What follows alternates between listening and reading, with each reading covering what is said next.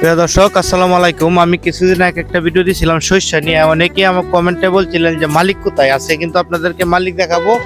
আর সরিষাটা কিন্তু কাটা হয়েছে, কিরকম সরিষা হইতে পারে আপনাদেরকে ভিডিওর মাধ্যমে দেখার চেষ্টা করবো। কারণ সরিষা এই আবারটা কিন্তু এখন আস্তে আস্তে কমে যেতেছে, কিন্তু আমাদের এলাকায় কিন্তু এই সরিষার আবারটা হচ্ছে বা ক্যাডা মারাইছে, আপনাদেরকে ভিডিওর মাধ্যমে দেখানোর চেষ্টা করব।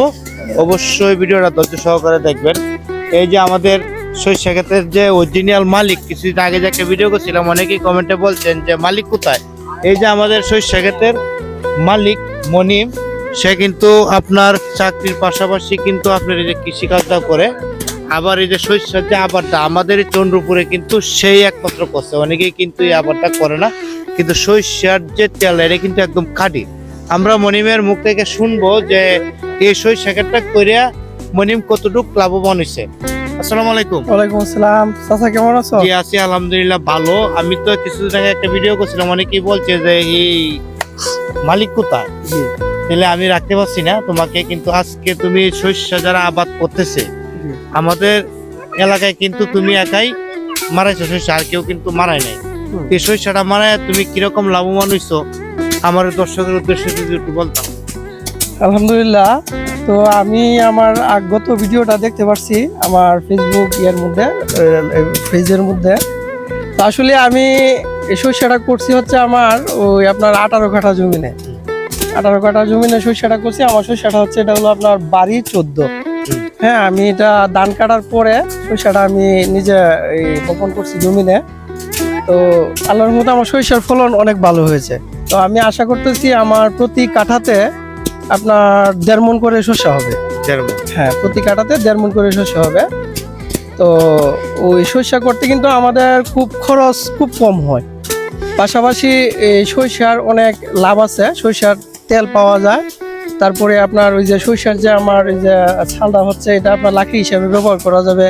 পাশাপাশি ওইটা আপনার গরুর খাবার হিসাবে করা যাবে। সরিষা ভাঙানোর পরে সরিষার খৈল পাওয়া যাবে। এই সব মিলে সরিষাটা একটা লাভজনক ব্যবসা। হ্যাঁ, যারা কৃষি কাজের সাথে সম্পৃক্ত আছে, আমি সবাইকে মানে সাজেশন দিব যে আপনারা ধান কাটার পরে সরিষাটা করেন। সরিষাটা করলে আলহামদুলিল্লাহ অনেক লাভবান হবেন। ঘটনা হচ্ছে আমার খরচ হচ্ছে, আমি খরচের দিকে আসি আপনাদেরকে। আমার 18 কাঠা জমিন আপনার খরচ হয়েছে ধরেন আপনার ওই 18,000 টাকা, 15 থেকে 18,000 টাকা। তো আমি আশা করতেছি সরিষার বর্তমান মূল্য বাজার আছে আপনার 3,000 টাকা, কম করে হলো 3,000 টাকা। তো এখানে আমার সরিষা হবে আপনার ওই 18 মণ, ওই ধরেন 30 মণের মতো সরিষা হবে। তো 30 মণ সরিষা কম করে 3,000 টাকা হলে 3-30-এ 90,000 টাকা। আমার সরিষা 90,000 টাকা আমি আশা করতেছি বিক্রি করবো। এর মধ্যে 5-10 হাজার টাকা এদিক সেদিক হইতে পারে।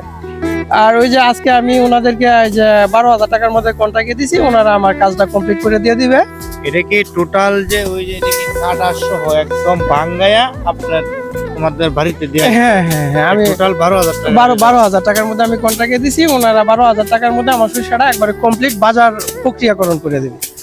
এর আরেকটা বিষয় হলো যে আমি সরিষা মারাইলাম, আবার যে ওই যে দেখা যাচ্ছে যে আবার যে পানি দর্শন ক্ষেতের মধ্যে, হ্যাঁ আবার তো যাদের তাই ধানও লাগানো যাবে। হ্যাঁ হ্যাঁ, এটা হলো যে আমাদের এখানে কিন্তু জমি মানে 2 মৌসুম, আমন এবং বুড়ো।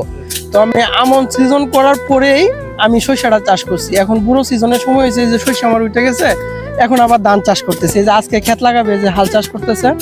হাল চাষ করার পরে ওই যে হাল চাষ করতেছে, তো হাল চাষ করার পরে ওই যে এখানে আবার আজকে এই যে ধানের বীজ বপন করবো, আমাকে ক্ষেত লাগানো হবে। তো মাঝখানে আমি একটা এক্সট্রা ফসল পাইছি। এক্সট্রা ফসলটা হচ্ছে আমার এই সরিষাটা। আমি 80 থেকে 90,000 টাকা আমার প্রতি জমি থেকে আমি এক্সট্রা একটা ফসল নিয়ে আসলাম। আর ধান চাষও আবার আমি করব। তো আমার সেম 2টা ফসল কিন্তু হইতেই আছে। মাঝখানে শুধু আমি একটা এক্সট্রা ফসল পাইলাম সরিষা।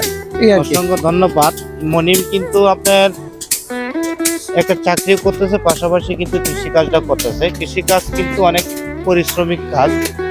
আমরা সবাই চেষ্টা করব আমাদের যাদের জমি আছে বাড়ির পাশে, আমরা অবশ্যই সরিষা আবাদ করবো। কারণ সরিষাতে কিন্তু আপনার কাডি যে অরিজিনাল যে সরিষার তেলটা, এটা কিন্তু একমাত্র আপনার সরিষার থেকেই পাওয়া যাবে। এছাড়া কিন্তু কাডি সরিষার তেলটা পাওয়া সম্ভব না। তাহলে আমাদের ভিডিও একটু লং, সবাই অবশ্যই ধৈর্য সহকারে দেখবেন। আর কৃষি যারা করেন অবশ্যই সুন্দর মতো আবাদ করবেন, যাতে আপনারা সুন্দর সুখুশি গড়ে নিতে পারেন। আমরা সেই দোয়াই করি। সবাই ভালো থাকবেন, সুস্থ থাকবেন। আল্লাহ হাফেজ।